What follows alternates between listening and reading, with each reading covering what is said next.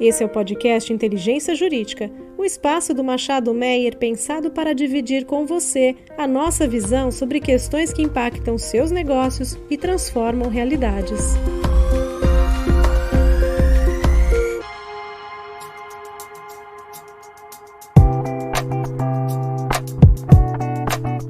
Olá, eu sou o Paulo Marcocian Nunes, sou sócio da área empresarial do Machado Meyer Advogados e a minha prática é do direito financeiro e societário. No episódio de hoje do podcast Inteligência Jurídica, eu vim aqui para falar de um tipo específico de operação financeira, chamado Acquisition Finance, o financiamento cujos recursos são destinados às compras de empresas.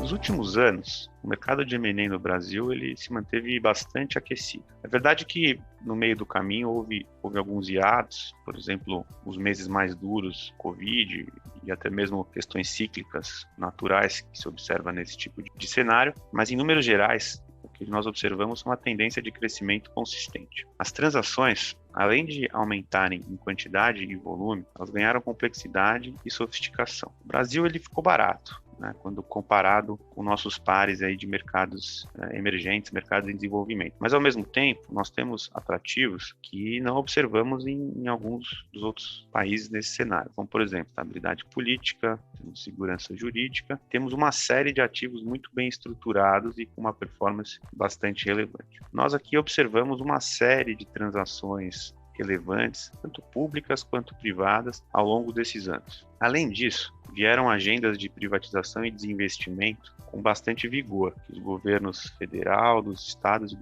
dos municípios adotaram, seja diretamente, também por meio das empresas estatais. Ainda para incrementar essa equação, nós tivemos uma série de recuperações judiciais emblemáticas e exitosas, cujos planos foram montados sobre vendas de ativos e negócios de grande monta. Então, juntamente com essa tendência de alta do mercado de M&A de um lado, a gente observa um período de juros baixos, em que o BNDES ele deixa uma posição de protagonista, de destaque como o principal financiador de grandes projetos no Brasil, seja de infraestrutura, até mesmo como atuante diretamente, desenvolvendo empresas e fazendo negócio, e ele abre espaço nessa parte de crédito para bancos privados, tanto os nacionais como os estrangeiros, e também para a tão desejada solidificação do mercado de capitais. A junção desses componentes, de um lado um mercado aquecido, de outro um desenvolvimento do mercado privado de crédito e mercado de capitais, acabou resultando, no nosso ver, no desenvolvimento de um segmento de operações que, em mercados desenvolvidos, a gente já observava ele muito mais maduro e muito mais consistente, mas no Brasil ainda tinha um grande caminho aí para se desenvolver, que é justamente a prática do Acquisition Finance. Então, de uns tempos para cá, nós vimos essas operações cada vez com mais frequência, cada vez mais sofisticação e com a participação dos principais players da indústria financeira, da indústria de fundos de investimento e as próprias companhias compradoras consolidadoras. De uma forma bastante resumida, no financiamento de aquisição, nós temos 3 grupos de atores interagindo, e o que os une é uma teia de contratos e outros instrumentos que acaba formando aí toda a rede desse tipo de negócio. Numa ponta, nós temos a empresa-alvo, ou a target, aquela cujas ações ou cotas vão ser adquiridas com os recursos do financiamento. Do outro lado, a gente tem a ponta credora, aquela ponta de onde vão partir os recursos para financiar a aquisição da target. A ponta credora, ela pode ser formada por um único banco, ou, em alguns casos, a depender da complexidade ou do tamanho do cheque, diversas instituições financeiras acabam se organizando como um sindicato.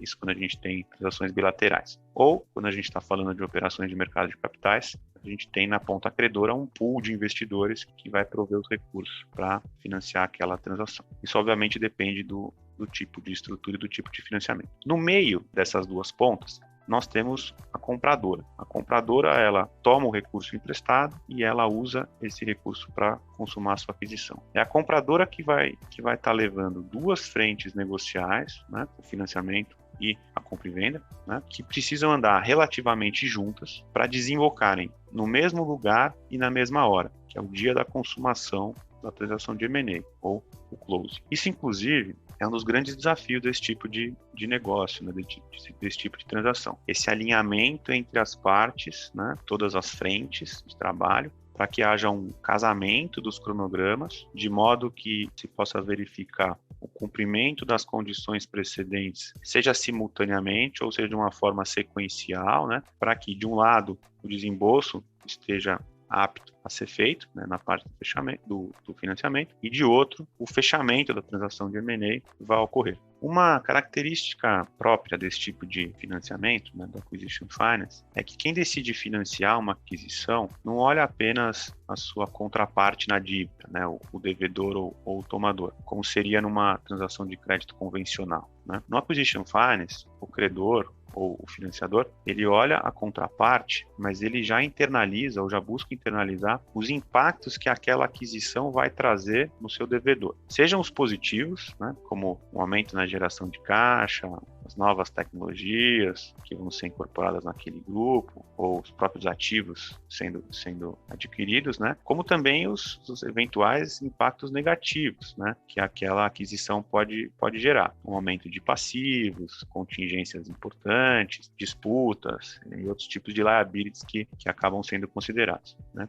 Por essa razão, as operações de Acquisition Finance, elas são operações estruturadas, né, são transações moldadas individualmente para cada realidade, para cada negócio, com toda essa interação e toda essa convergência de fatores para resultar numa transação exitosa. Em termos das estruturas que são mais observadas quando a gente está lidando com Acquisition Finance, que normalmente nós vemos são transações bilaterais, né, como eu disse em alguns casos, um banco apenas ou um sindicato de bancos como credores, ou emissões de valores imobiliários de dívida, as debêntures ou as notas comerciais. Aqui algumas, a depender também da estrutura, são colocadas de forma privada, né, diretamente a um investidor âncora ou a um grupo de investidores, ou são ofertadas ao mercado. E aí, nesse caso, seguem as regras da CVM, Comissão de Valores Mobiliários. Nos casos em que os cronogramas são muito apertados e exigem, em alguns casos, um desembolso de recursos antecipado ou algo que não dá tempo de estruturar algo muito sofisticado, né, o Acquisition Finance pode ainda tomar a forma de uma operação ponte, que a gente chama, que é uma operação de curto prazo, né, para que aqueles recursos estejam disponíveis dentro do cronograma do M&A e depois a compradora e devedora, ela refinancia isso junto com seus credores, aí sim uma operação de longo prazo, em algo mais estruturado, né. Ainda, a depender dos entes que são envolvidos nessas transações, a gente tem transações 100% locais, né, 100% regidas por lei brasileira, real, tendo contrato de empréstimo, cédula de crédito bancário, os contratos de garantia de penhor, garantias fiduciárias, garantias pessoais, como nós temos aqui no nosso ordenamento jurídico. Mas, aqui no Brasil, o nosso mercado também verifica Acquisition Finance cross-border, com a participação aí de financiadores estrangeiros. Isso porque nós temos aqui no Brasil grupos empresariais que têm amplo acesso, seja ao mercado de crédito internacional, como ao mercado de bons, né? Daí, nesses casos, a transação ela acaba sendo estruturada com contratos de lei estrangeira, normalmente aí os contratos de crédito, instrumentos de crédito regidos por lei estrangeira e as garantias, quando locais, regidas por leis brasileiras, né? Um fato curioso também em relação ao Brasil, ou peculiar, é que normalmente aqui as transações são realizadas sendo a compradora a tomadora dos recursos. Nós não temos aqui ainda no Brasil uma prática tão madura e tão desenvolvida de LBOs, os Leveraged Buyouts, como, por exemplo, o mercado americano, que é um mercado mais maduro e mais consolidado, onde uma estrutura um pouco diferente, a dívida é contraída diretamente na Target, e depois, por meio de uma reorganização, ela acaba sendo incorporada ali na compradora, né? Mas, de toda forma, nós temos aqui no Brasil, sim, um mercado em desenvolvimento, com estruturas complexas e com bastante volume de transações. Depois desse panorama geral, eu separei para falar aqui com vocês 5 temas quentes que sempre rendem boas discussões quando da estruturação dos Acquisition Finance. Eles são: 1. O compromisso firme de financiar. 2. Os tempos e movimentos desse tipo de transação. 3. A due diligence. 4. Os impactos que eventos do M&A trazem no Acquisition Finance. E 5. Vou falar um pouquinho sobre garantias desse tipo de transação. O primeiro desses temas que eu gostaria de explorar é com relação à firmeza do financiamento. Quão firme é o compromisso dos credores ou do credor prover os recursos. Chama-se Certainty of Funds. Isso porque a compradora, ela não pode se ver na situação delicada, de um lado ter que consumar a sua transação de M&A, mas, por outro lado, não ter à sua disposição ainda os recursos que contratou, né, que estava contando aí para financiar a sua aquisição. Por isso, quando da estruturação dos Acquisition Finance, muito se discute sobre as condições para desembolso da linha, né, ou as condições precedentes para desembolso, de um lado, e os potenciais eventos que poderiam quebrar esse compromisso de financiar, ou os principais eventos que poderiam levar o banco ou os financiadores, os credores, a não desembolsar os recursos. Para a compradora, o mundo ideal é que os recursos estejam disponíveis já separados e só aguardando uma solicitação de desembolso, né? Os credores, por outro lado, eles acabam buscando se proteger de eventos que podem ocorrer entre a assinatura dos contratos do financiamento e o efetivo desembolso, né? Eventos que, na sua visão, poderiam aumentar o risco da transação, aumentar o risco das contrapartes, aumentar o risco macroeconômico, enfim, uma série de eventos que, por algum motivo, poderiam obstar o desembolso, né? Então, as discussões elas acabam girando bastante em torno disso. Quais vão ser as condições precedentes para desembolso, se é que haverá condições precedentes para desembolso, quais eventualmente seriam as saídas ou os motivos que poderiam ser alegados pelos credores para não realizar o desembolso e não financiar aquela aquisição.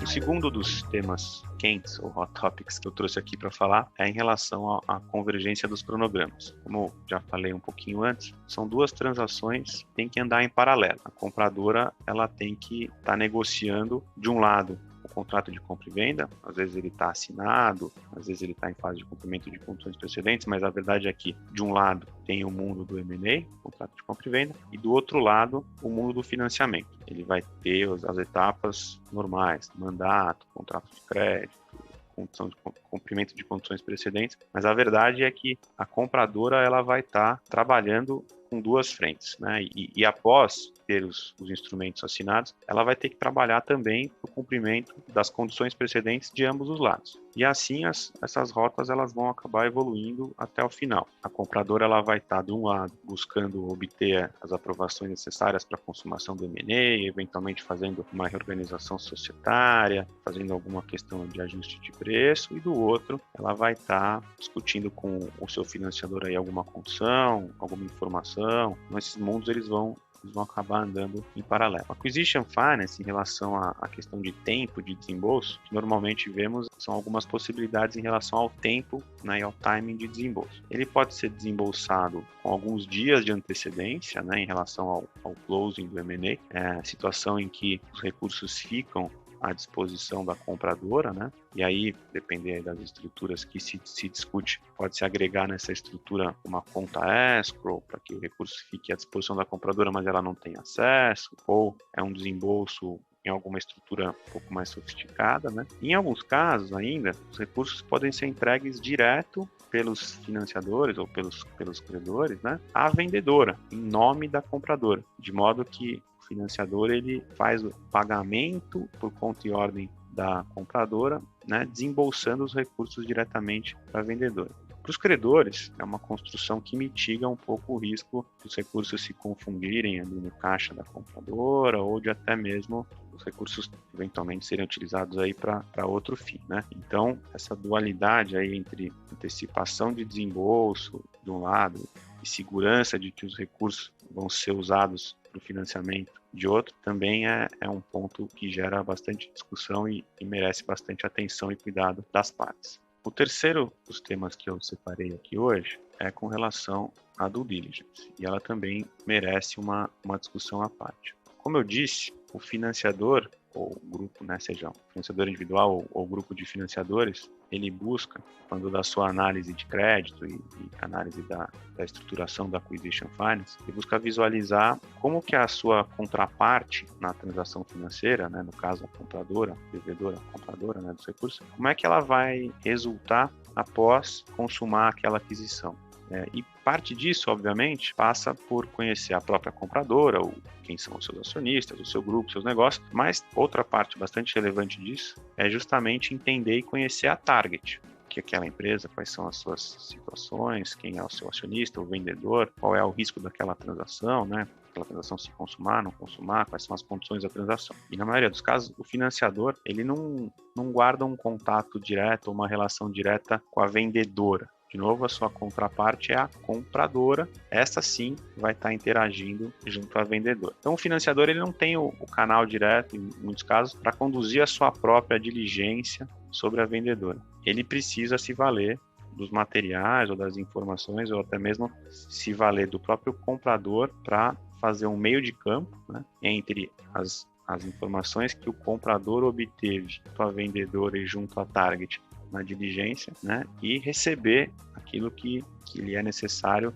em relação aos ativos e passivos para poder fazer a sua análise. Alguns temas que normalmente são bastante discutidos quando da due diligence são, acho que, a profundidade de due diligence que o financiador fica confortável, né? Por exemplo, se ele precisar fazer o seu próprio diagnóstico sobre a target, sobre os seus negócios, ou se ele está satisfeito com o que a compradora fez. Isso seria um primeiro ponto. O segundo ponto seria como que vai ser franqueado ao financiador o acesso aos materiais de due diligence. Por exemplo, o contrato do M&A, ele permite que o comprador divida as informações com o financiador, ou ele tem uma cláusula de confidencialidade, né? Precisa avisar o vendedor parte ou total daqueles cursos que vão ser utilizados para compra vem de um terceiro, de um financiador. São questões que acabam sendo também bastante estratégicas e bastante delicadas. Por isso que essa questão de diligência e acesso a informações sempre merece bastante atenção. Por fim, o tema da diligência, que também é,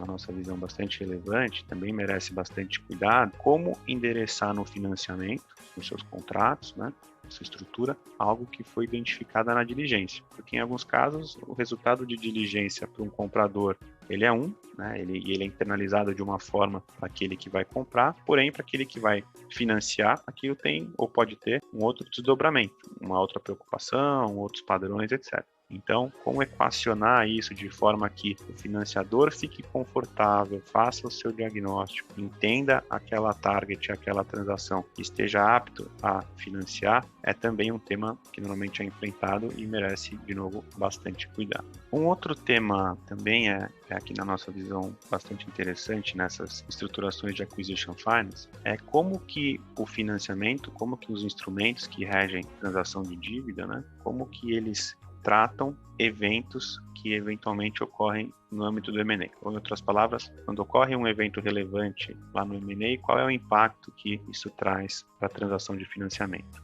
Quais remédios, quais alternativas, prazos, etc. Por exemplo, digamos que acontece evento adverso relevante lá na Target, na empresa alvo sendo adquirido, um MAC.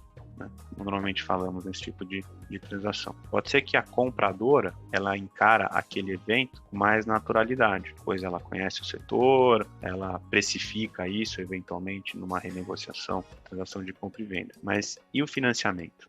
O que acontece? O financiador ele tem essa mesma percepção de risco do que a compradora? O financiamento então ele segue firme ou isso deveria ser tratado como uma das condições de renegociação do financiamento, eventualmente até desobrigar os credores a efetuar o financiamento. Esse é um ponto que normalmente dá bastante discussão. Outro tema que a gente vê com bastante frequência e tem que ser tratado e endereçado nessas estruturações. O M&A, por exemplo, está sujeito à aprovação do CAD, que é bastante comum quando as transações envolvem grandes players. O órgão aprova, ok, segue o jogo.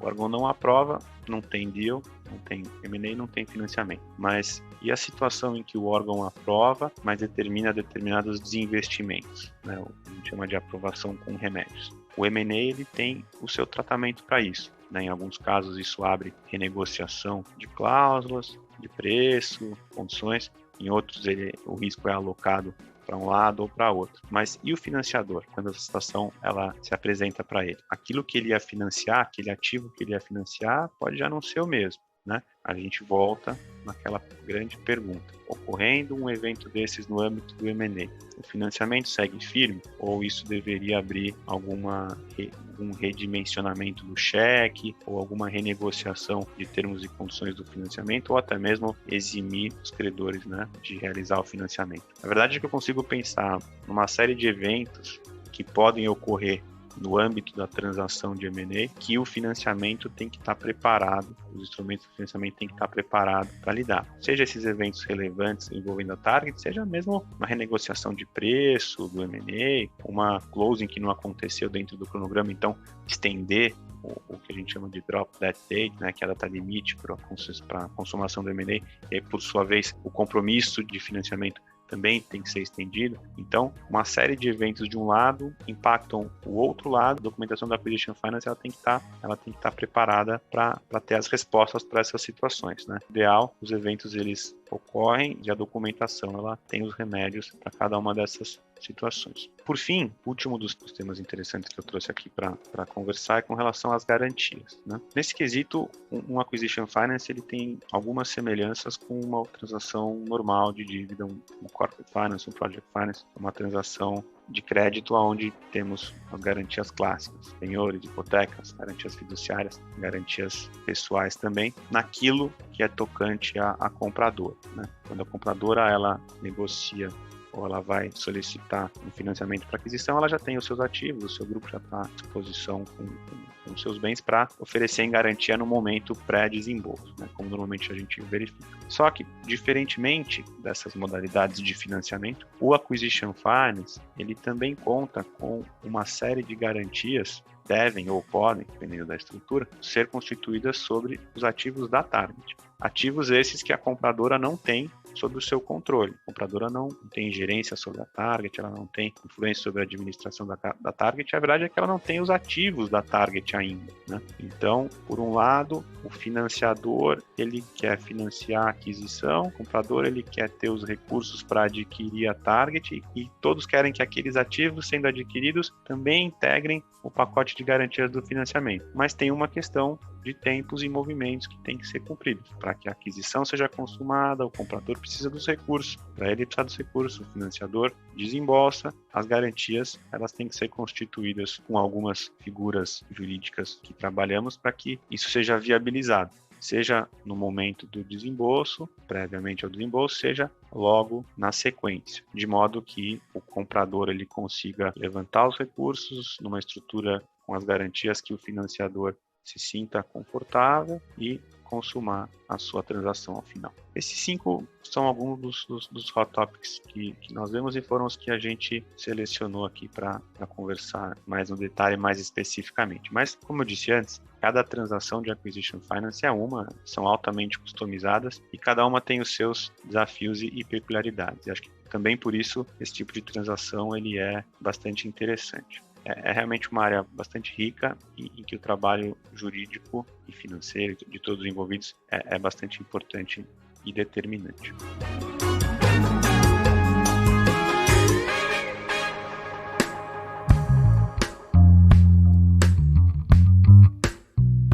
Eu então agradeço você que esteve conosco até agora, falando um pouquinho sobre Acquisition Finance. Muito obrigado e até o nosso próximo episódio.